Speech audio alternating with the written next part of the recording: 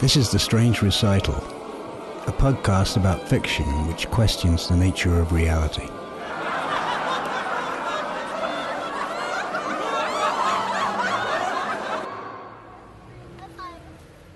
He did not remember walking to Way of the Flesh, tattoos and piercings.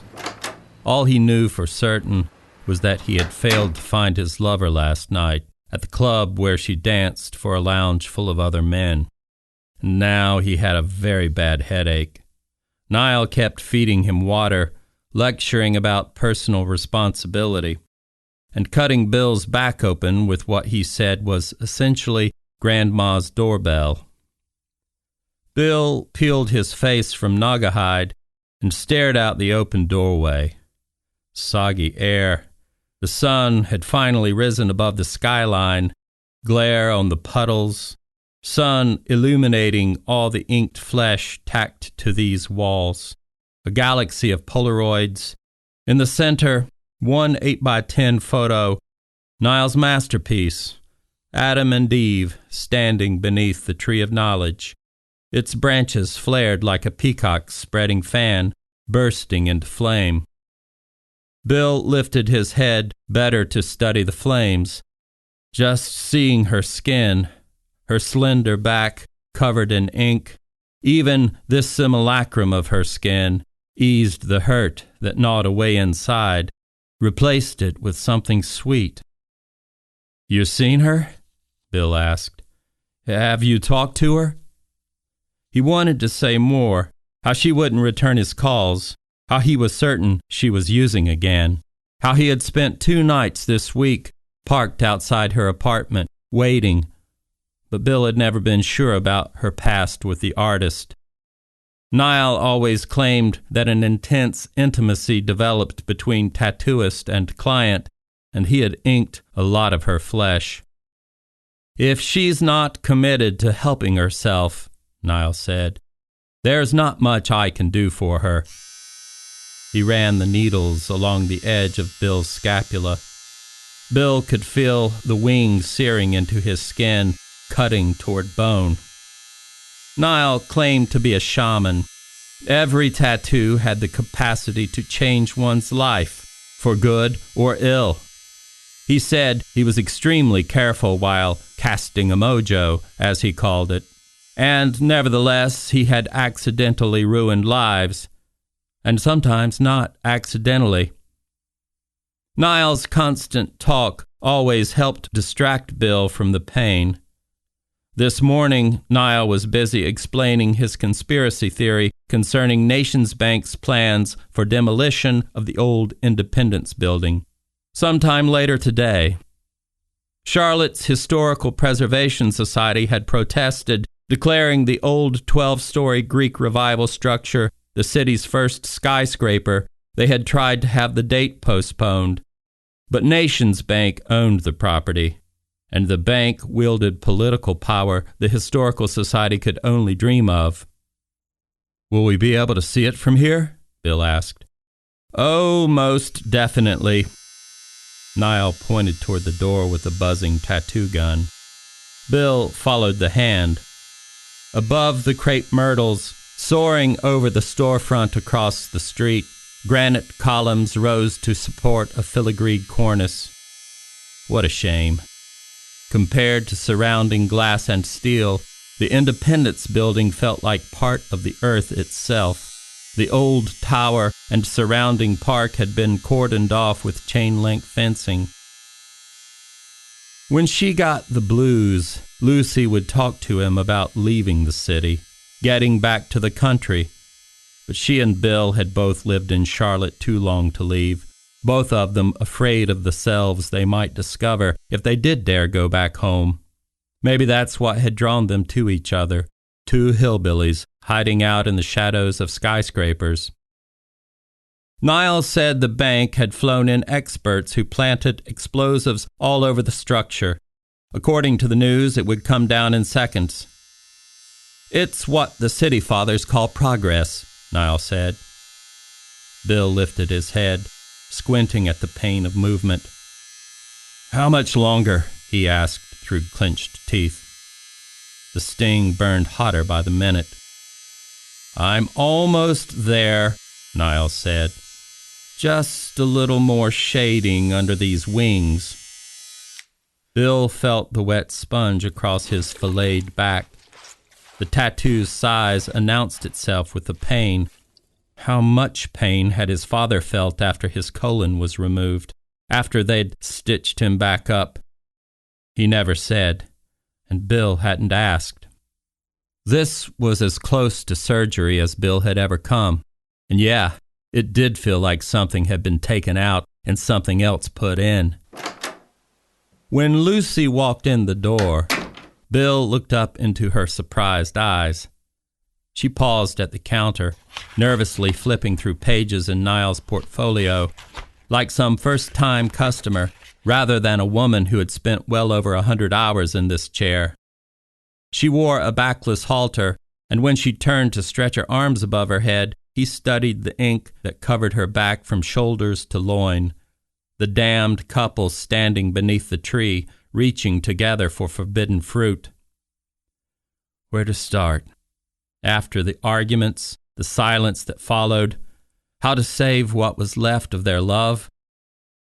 "I looked for you last night," he said, the chair tugging at his jaw. "I waited at the club." She sat down on the sofa, grabbed the black vinyl at the top of her boot, and began peeling. "I ain't getting on the schedule much lately," she said. "The boss is trying to teach me a lesson about missing work and coming in late. That's what he says. He can kiss my ass. I'm giving up dancing anyway." "Do you mean that?" She shrugged. "You've said that before." "Don't you start." "Sorry," he said. So many things they had both promised to quit. She pulled off both boots, then walked barefooted and stood behind Niall. Clearly annoyed, the artist switched off the power supply and let the tattoo machine rest idle in his lap. "Holy shit, Niall," she said. Bill raised his head to gauge the artist's response, but Niall had turned away, staring out the open door. "Look at Count Tequila," Lucy laughed. "I guess I never knew how much you had it in for old Bill." "He was the one who requested bones and bat wings," Niles said. "While you're at it," she said, "why don't you go ahead and etch the mark of the beast across his forehead?" Bill tried to laugh. "Is it really that bad?"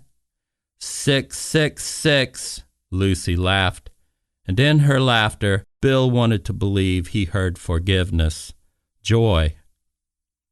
The colors on her pale skin pierced him with longing.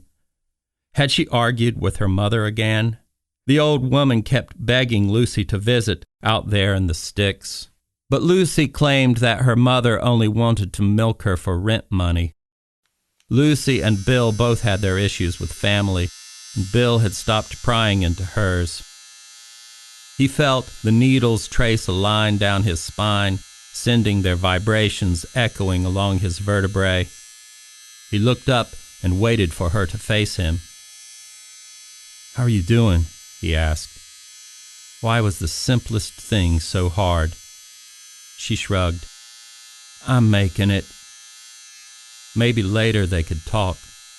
Not here, while Niall was still at work. Bill didn't want to fuck up the mojo.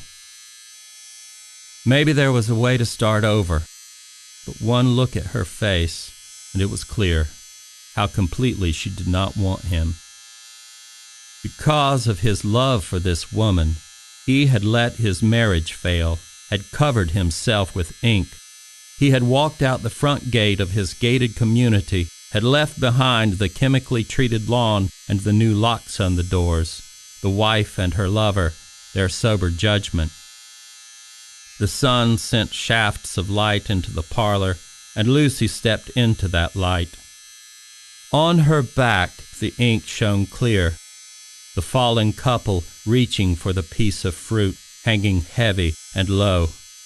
Wasn't it at least true that the only time anyone had a chance at magic, the opportunity to create, occurred at those nodal moments when two people chose the same thing.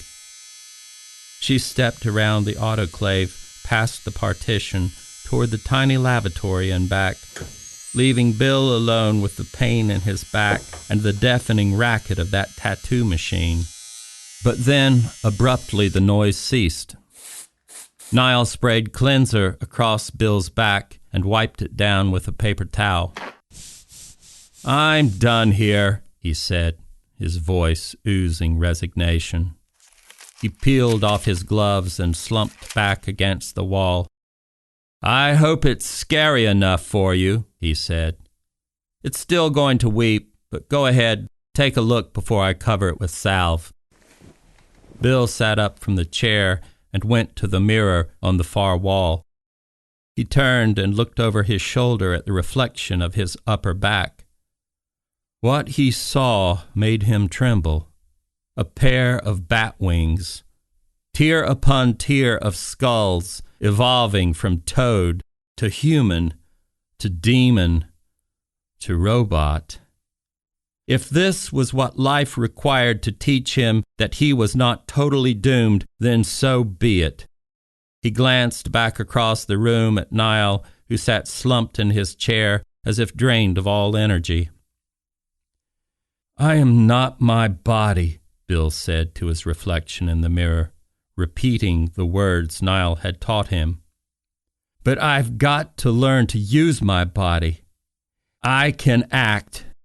I am, in fact, free."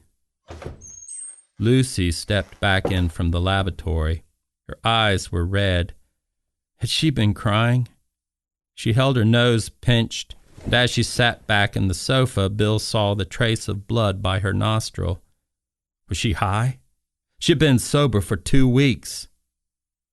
She wasn't wearing mascara this morning, and her beady eyes darted everywhere around the room so as not to return Bill's stare. The only time he had been able to stop picturing his wife in bed with another man was when he stared at this other woman. But the more he had stared, the more he had come to see of her hurt. And the more he saw, the more fully he realized his impotence to alleviate any particle of her suffering. He turned away, forced himself to gaze into the mirror. He worked his arms so that the black wings covering his shoulder blades appeared to flap beneath a film of blood. He pivoted so that she had a clear view. No solicitation. If she wanted to comment, then good. But either way, he would show her what he was capable of. Didn't she understand how it was all for her that he had become the Pale Rider? Outside, a cloud passed before the sun, and the shop went dark. He felt the shadow fall over his head, across his shoulders, down the length of his body. A gray haze he could see in the mirror, a curtain of darkness separating him from everyone he had ever tried to love. He was staring out the doorway, directly at it, when it blew. The Independence Building. For a fraction of a second before he heard a sound, he felt the tremor and saw the top floors shudder and crack. Then came the blast, unbelievably loud, and jagged lines forming along the white granite, the roar of stone grating against stone, columns buckling, the whole thing tumbling in upon itself. Then, it simply was not there. Sirens wailed. The air itself seemed to split asunder and let in their scream. But maybe the ringing was only in his head. He took a step toward the bright rectangle of sunlight that filled the doorway. Without that tower, the horizon seemed farther away. He turned back and beckoned for her to follow, but she was staring at the floor, holding a hand pressed to her temple. Was she in pain? Her back was bent, as if under a heavy burden, and the halter top drooped, revealing the tree's spreading branches. Every green leaf a seeing eye, every orange leaf bursting into flame. The doomed couple reached for the fruit, but their feet already turned to exit the garden. "Lucy," he said. If she heard him, she gave no sign. "Sweetheart," he said, "come look at this." Without that tower blocking the sky, anything seemed possible. But he couldn't see it without her. He stood with his hand held out, waiting. If she would only look up, the whole world lay open before them. That was The Skin Artist, written and read by George Hovis. This story is an excerpt from George Hovis's novel, The Skin Artist, published in 2019 by Southern Fried Karma.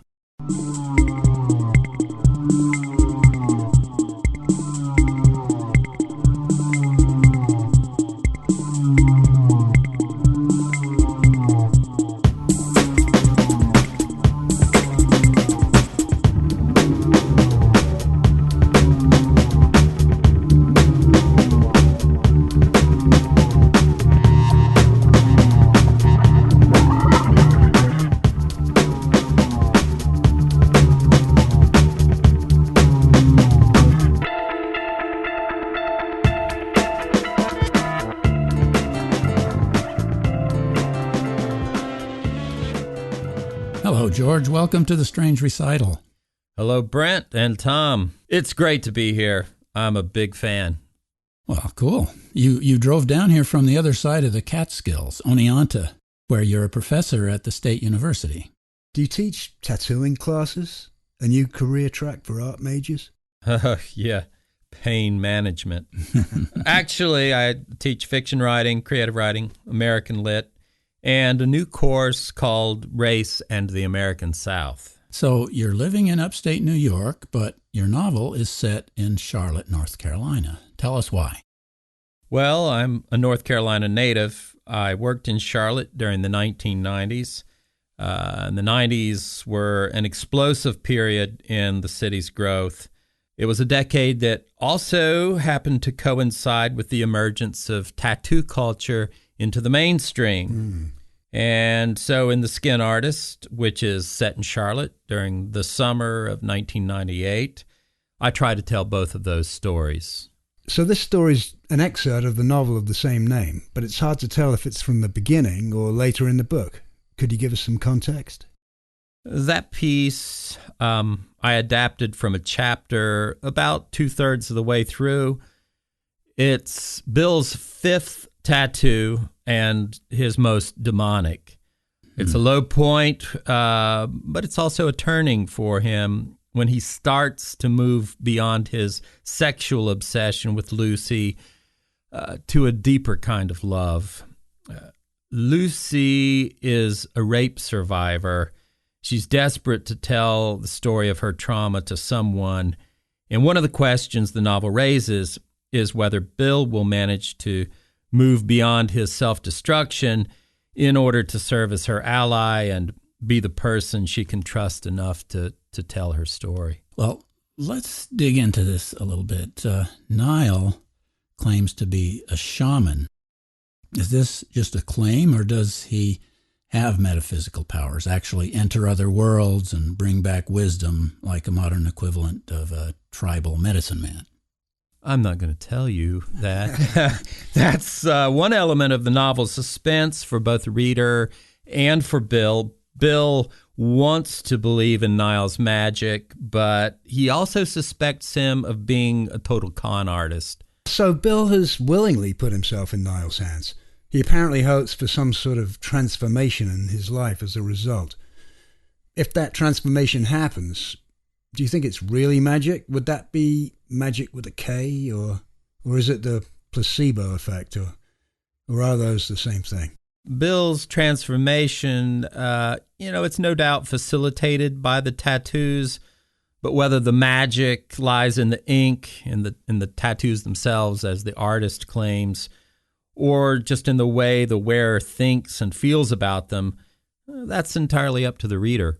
So, did you research the book by getting tattoos yourself? I don't think I'd be that dedicated. Nor would I. You know, when I grew up, tattoos were just for criminals and sailors. Yeah, even Disney has embraced tattoos. My first tattoo I got this past May, the week after the novel was published, as a kind of commemoration. But I had done research by talking to a number of artists and people heavily inked. One of the things I learned is that, like all populations, the tattoo world is incredibly varied, as are tattoo parlors. Yeah. I visited establishments that were as elegant as the most upscale art studio, and then there were other death metal caves where I didn't feel welcome. Yeah, right. Well, I have only one small tattoo, and I haven't seen any on Tom, but then there's a lot of Tom I haven't seen. Well, we could arrange a show and tell if you like, but there's a handling charge. Anyway, the tales are told of the psychological power of marking one's body, actually embodying potent mythic symbols. And I did get a glimpse of that myself, really, when I had this lion put on my arm. Can you say more about what that means to you personally, George? Well, before I got a tattoo, I brooded for weeks about its metaphysical implications. What did it mean to mark the flesh with a tree of fire? I stole my image partly from the story you just heard. Yeah. I almost backed out, in part because the voice of the tattoo artist from my novel kept running through my head.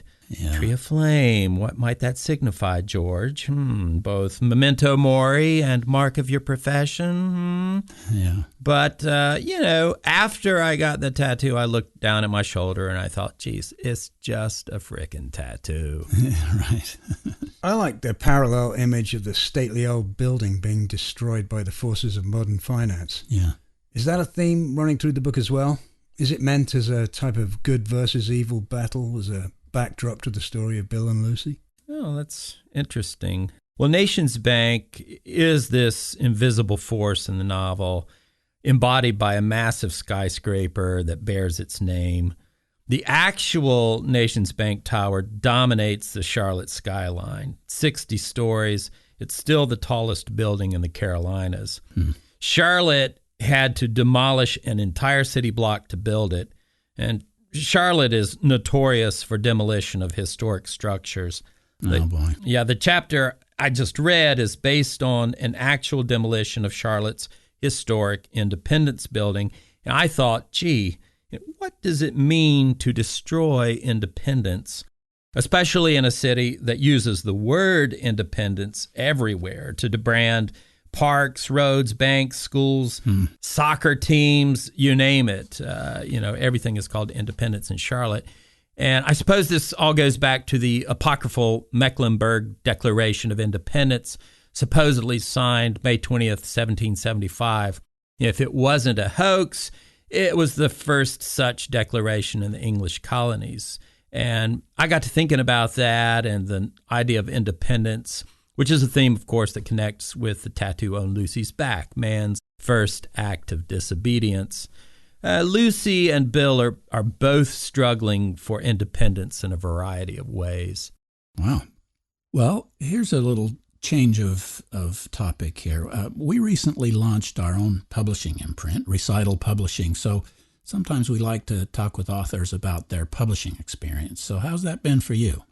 Well, so far it's been great. My publisher, Southern Fried Karma, is a young indie press out of Atlanta that focuses primarily on edgy, transgressive fiction with a Southern focus.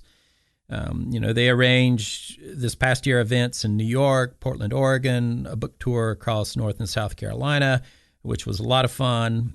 And then back during the editorial process, I got great feedback, some really challenging feedback, but I never felt that I had to give up artistic control. So, yeah, it's been great. And I think SFK produced a great looking book.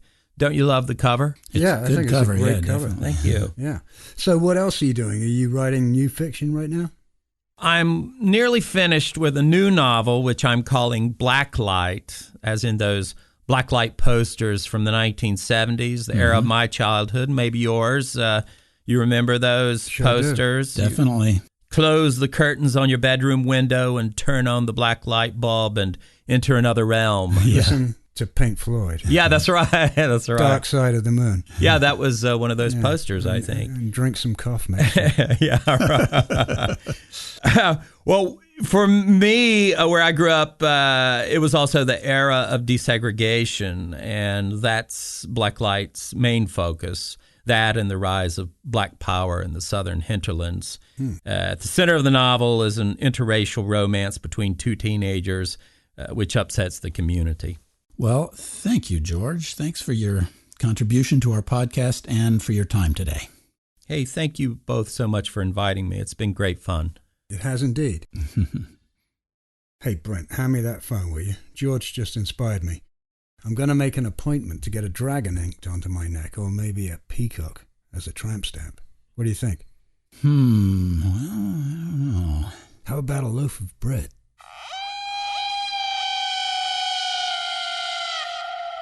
This is The Strange Recital, on the web at thestrangerecital.com. The interlude music on this episode, or should I say the interstitial music on this episode, was Snake by XJ5000 from their album Gruber. This is episode 19092. And by the way, never look an artist in the mouth.